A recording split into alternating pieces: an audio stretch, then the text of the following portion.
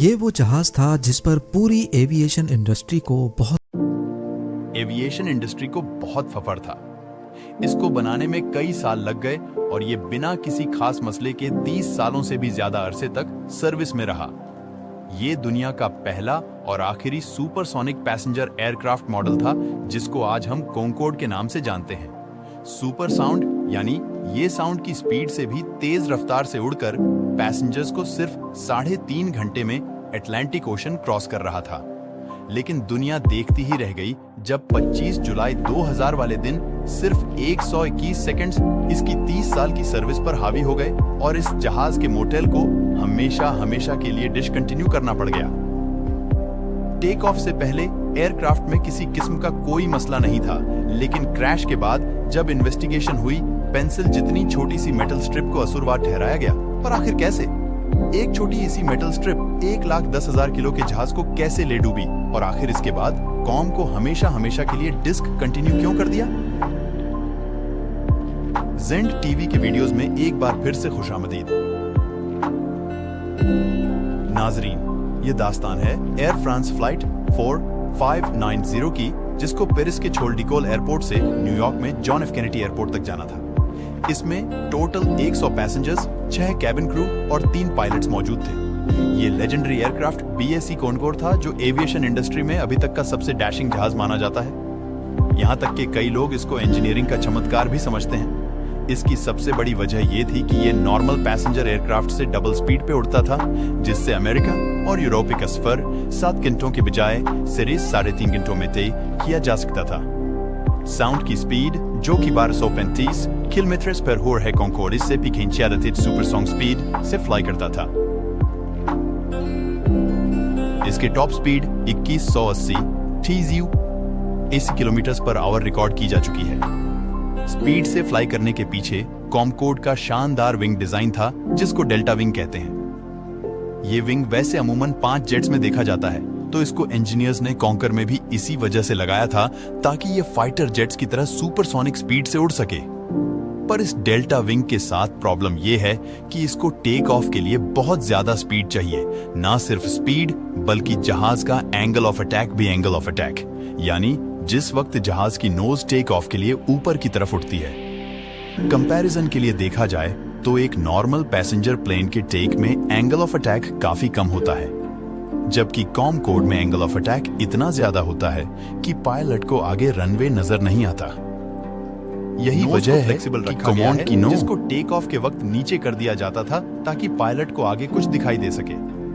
Angle of attack से हटकर speed की बात की जाए तो बोइंग 737 का टेक ऑफ 140 नोट्स या फिर 160 किलोमीटर पर आवर पर हो जाता है। वहीं कॉन्कोर्ड को टेक ऑफ के लिए 200 नोट्स तक स्पीड गेन करनी पड़ती है, जो कि 230 किलोमीटर पर आवर बनती है। इतनी ज्यादा स्पीड की वजह से कॉन्कोर्ड के टायर्स पे हद से ज्यादा प्रेशर पड़ता था और कई इंसिडेंट्स में इनके टायर बस्ट भी हो जाते थे। अपने 30 साल की सर्विस में 37 मर्तबा कोर्ट के टायर बस्ट रिकॉर्ड किए गए, लेकिन इनमें कोई खास नुकसान नहीं हुआ। अब क्योंकि ये टायर बहुत तेज स्पीड में बस्ट होते थे, इसी वजह से टायर टुकड़े ऊपर विंग पर भी कोहली की स्पीड से लगते थे, जिससे विंग पंक्चर होने का खतरा रहता था। और क्योंकि दूसरे एयरक्राफ्ट्स की तरह फ्यूल कॉन्कोर्ड के विंग्स में ही स्टोर होता है, कोई मामूली टायर बस्ट फ्यूल लीकेज की वजह ना बने, इसीलिए इंजीनियर्स ने कॉन्कोर्ड के शुरुआती मॉडल्स में ही इसके लैंडिंग गियर में कुछ चेंजेस की और टायर को ज्यादा मजबूत बना दिया। इन चेंजेस की वजह से एक कॉन्कोर्ड के टायर बस्ट का मसला काफी हद तक सॉल्व हो चुका था। इतनी टेक्निकल इंफॉर्मेशन एयर फ्रांस 4590 के इस हादसे को समझने के लिए काफी है। 25 जुलाई 2000 को दोपहर के 2:35 पे एयर फ्रांस फ्लाइट 4590 डिपार्चर के लिए बिल्कुल तैयार थी। दोनों पायलट्स और एक फ्लाइट इंजीनियर सब के सब काफी एक्सपीरियंस थे। पैसेंजर वोटिंग के बाद उन्होंने टावर से रनवे पर जाने की परमिशन मांगी। पेरिस के एयरपोर्ट पर 2 रनवेज हैं, 26 एयर और 26L। 26 एयर लंबा रनवे हैं और को भी टेक के लिए लंबा रनवे ही चाहिए था, लिहाजा कंट्रोल टावर ने उनको 26 आवर तक जाने की परमिशन दे दी। फ्लाइट 4590 टैक्सीवे रोगियों से होती हुई 26 आवर पर जाकर अलाइन हो गई। लेकिन मसला ये था कि कॉन्टिनेंटल एयरलाइंस का DC-10 एयरक्राफ्ट पहले से 26 आवर पर टेक ऑफ के लिए रेडी था, वही रनवे जिस पर कॉमकोड को भी टेक ऑफ करना था। पहले DC-10 को टेक ऑफ करना था और उसके बाद एयर फ्रांस के कॉनकॉर्ड की बारी आनी थी। इस दौरान कॉनकॉर्ड के कैप्टन ने फ्लाइट चेक्स की, जो कि टेक ऑफ से पहले एक नॉर्मल प्रोसीजर होता है। इन फ्लाइट चेक्स में दोबारा से जहाज के वेट और फ्यूल का जायजा लिया जाता है, क्योंकि इसी पर जहाज का टेक ऑफ डिपेंड करता है। खैर, जब कॉन्टिनेंटल एयरलाइंस के DC-10 ने अपना टेक ऑफ शुरू किया, तभी उसके राइट इंजन से एक छोटी मेटल स्ट्रिप अलग होकर रनवे पर गिर गई। इस जहाज के पायलट ने ऐसा कुछ नोटिस नहीं किया और वह टेक ऑफ करके निकल गए। इन कोड के टेक ऑफ में 74 टाइम डिफरेंस इतना कम था कि रनवे इंस्पेक्शन का टाइम ही नहीं 75 मिला। और उस दौर में फ्रांस के एयरपोर्ट्स पर दिन में सिर्फ 2 मर्तबा ही 76 रनवे इंस्पेक्शन की जाती थी। अब बारी थी एयर फ्रांस 4590 की। उन्होंने कंट्रोल्ड टावर से टेक ऑफ की परमिशन मिलने के बाद ट्रस्ट रिवर्स को एंगेज कर दिया। इसका मतलब था कि अब चारों इंजन अपनी फुल पावर पर चलेंगे। इस वक्त दोपहर के 2:30 हो रहे थे और यहीं से स्टार्ट होते हैं वो 121 सेकंड्स, जो आने वाले वक्त में ए कॉनकोड की 30 साला सर्विस पर हावी हो गए। कॉमकोड अब 26 आवर पर स्पीड पकड़ना शुरू हो चुका था। 24 सेकंड के बाद फर्स्ट ऑफिसर ने कैप्टन को बताया कि चारों इंजन सही से काम कर रहे हैं। 11 सेकंड्स के बाद फर्स्ट ऑफिसर ने कैप्टन को WAF-1 का सिग्नल दिया, जिसका मतलब होता है कि अब इस टेक ऑफ को अबॉर्ट नहीं किया जा सकता। कॉमकोड को टोटल 35 सेकंड गुजर चुके थे और वो 1700 मीटर्स का रनवे क्रॉस कर चुका था। 2:43 और 9 सेकंड्स पर कॉमकोड ने हल्का सा लेफ्ट टर्न दिया। याद रहे कि ये सारी इंफॉर्मेशन कॉमकोड के फ्लाइट रिकॉर्डर में भी स्टोर हो रही थी, जिसको ब्लैक बॉक्स भी कहा जाता है। कॉनकोड को लेफ्ट टर्न पायलट ने नहीं किया था, बल्कि इसका लेफ्ट लैंडिंग गियर उस मेटल स्ट्रिप के ऊपर चढ़ गया था जो DC-10 के इंजन से गिरी थी। अगले ही सेकंड कॉमकोड का लेफ्ट व्हील, जिस पर ऑलरेडी इतना ज्यादा प्रेशर था, वो एक धमाके से फट पड़ा। अब यहां सवाल उठता है कि इन्वेस्टिगेशन टीम को कैसे मालूम पड़ा कि कॉनकोड का टायर उसी मेटल स्क्रिप्ट के लगने की वजह से ही फटा है। असल में जिस सेकंड में जहाज ने लेफ्ट टर्न दिया था, फ्लाइट रिकॉर्डर में उस वक्त की जो लोकेशन रिकॉर्ड की गई थी, वो वही लोकेशन थी जहां से इन्वेस्टिगेशन टीम को मैटर स्क्रिप्ट मिली थी। तो इस बात का 99% चांस था कि इसी मैटर स्क्रिप्ट की वजह से कॉनकोड का टायर बर्स्ट हुआ था।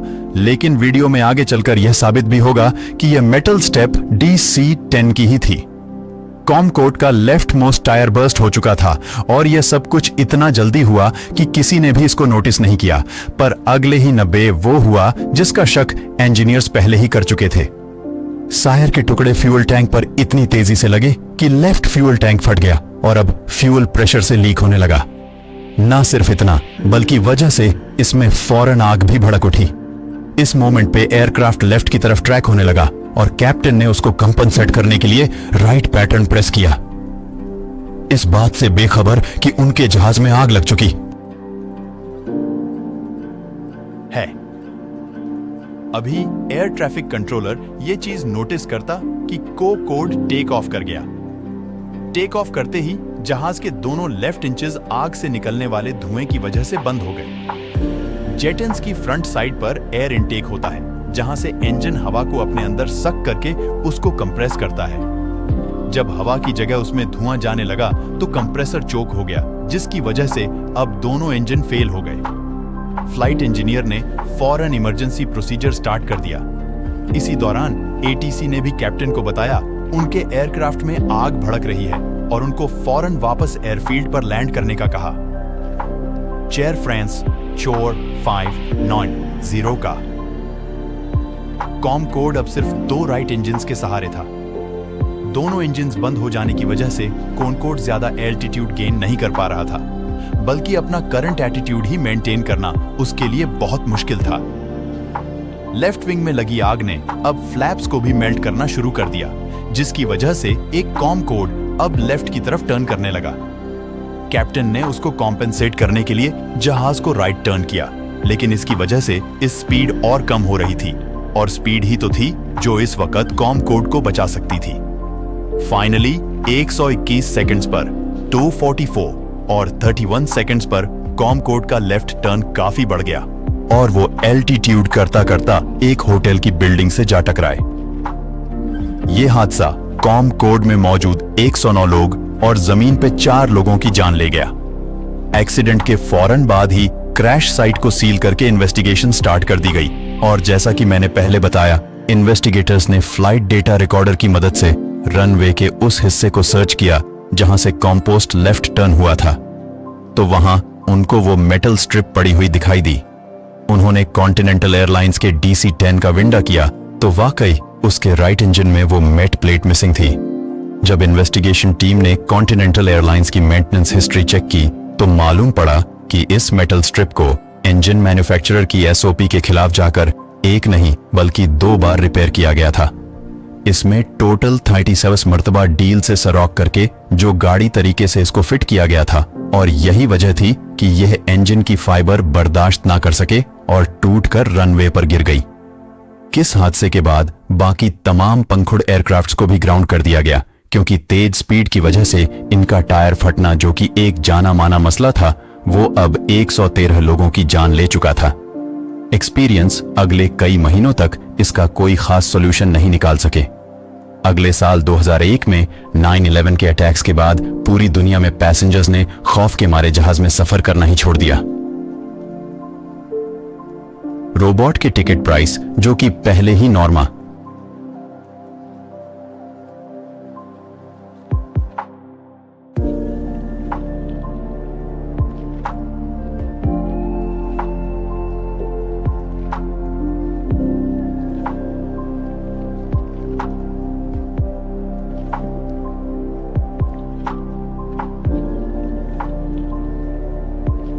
नॉर्मल प्लेन के मुकाबले में बहुत ज्यादा थी। इसमें इनका दोबारा ऑपरेट करना किसी भी तरह मुमकिन नहीं था। यही वो पॉइंट था जब कॉमकोड को हमेशा हमेशा के लिए डिसकंटिन्यू करके म्यूजियम में रख दिया गया। शायद फ्यूचर में दोबारा से इंसान सुपरसोनिक स्पीड से ट्रैवल कर पाए। लेकिन फिलहाल हमें सिर्फ इतना मालूम है कि हिस्ट्री में ऐसे 31 साल भी गुजरे हैं जिसमें इंसान साउंड की स्पीड से भी तेज ट्रैवल करते थे। उम्मीद है इस जान टीवी की ये वीडियो भी आप लोग भरपूर लाइक और शेयर करेंगे। आप लोगों के प्यार भरे कमेंट्स का बेहद शुक्रिया। मिलते हैं अगली शानदार वीडियो में। मेरे YouTube चैनल को सब्सक्राइब करना भूले। मिलते हैं अगले वीडियो में।